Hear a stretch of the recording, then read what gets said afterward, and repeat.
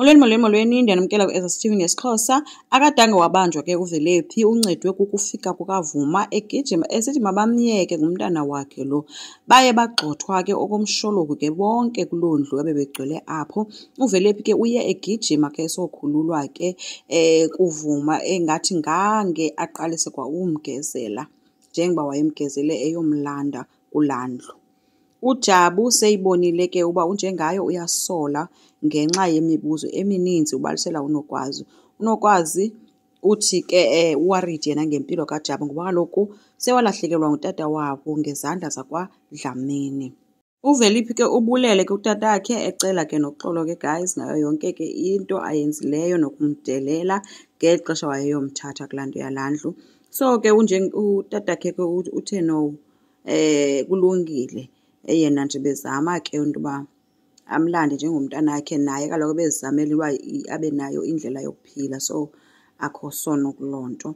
uNjengayo yena guys uphathelwe ibox ene-files ngumkhizi apho ke bekhangela khona ifayile angafumana kuyo i-information enomncedisi phakathi. Uye wabafumana ke apho ayifumanise khona into yoba umncedisi washiya abantwana ababini, uJabu noNokwazi. Utsho esithi ke kumkhize xa esefumana yonke loo nto ethi okwenzeka ubumnyameni soze kufihlakale kude kuphele. Umkhize ufuna ukwazi ukuba zithini na izinto ngale nto kaJabu noNokwazi. uNjengaye uthe babebapheke ibhasari njengabantwana babantu ababesebenzela. So uthi ke ngoku uyabona uba noko izinto zabo zikhona apho zifike zihlangane khona. Uyile ke guys apho kuJabu ke uNjengayo afike khona kwabe semnxuba, hayi usebenzile mfana wam.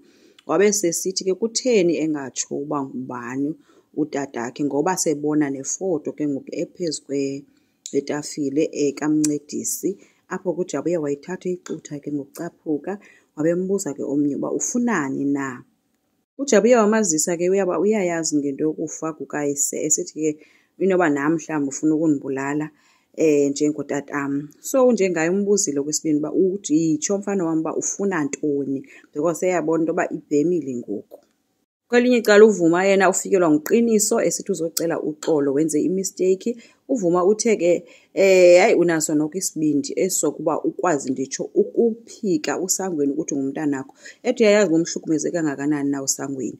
Uthe ke lo ucela uxolo because usangweni ngumntanakhe noVelephi ngumntanakhe qha abesebenzisa nje yena uVelephi. Kodwa ke uphinde futhi waphathwa kukusa esithi kuye xa esithi uVuma abantwana ngabam ke aba, mna akho nto ndizayivumela into yoba yehlela abantwana.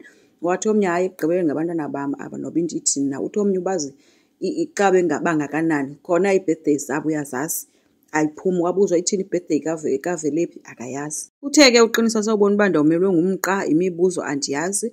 Wavele wathi eyona nto ka uzondixelela loo nto uba ngabantwana bakho abo mna zange ndithi kuwe wena dubula ngomntana oyi-1. Utsho ke uSibongile. uVuma uye wamkhumbuza ke into yoba kulena ke indawo ubuye uzothetha ukusa apha njengalaa nto wayithetha kum ngalaa mini ndiyolanda uVelephi apha ayondawo yakho le ayiyo laa ndlu uthi yeyakho.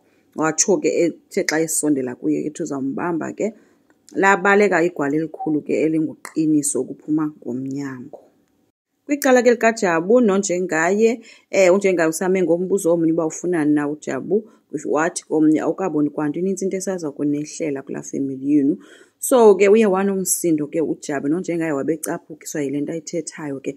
Baphethe ke bebambana ngezandla guys besilwa. uJabu wabetha uNjengaye noNjengaye waphindisa kwanguphantsi phezulu. Apho ke uNjengaye uye wade wabe uyawa ke wangaphantsi waphinda noJabu wangaphezulu. Uthe apho uNjengaye sengaphezulu uJabu wakwazi utsala something wayithatha wambetha ngayo apha entloko ke uNjengaye wamshiya apho asogqiba elele phantsi. Andazi ke guys noba ufeyintile noba kwenzekani but okubuhlungu kukuba kukhona ikhandlela ebelilayitwe nguJabu phaa ecakweefoto zikatata wakhe, licakwefoto eyi-1 katata wakhe. So elo khandlela elo liwile phantsi. Andazi noba ke aluzutshisa kule ndawo but umshiye ngqengqe apho labe lona ikhandlela lisalayitile.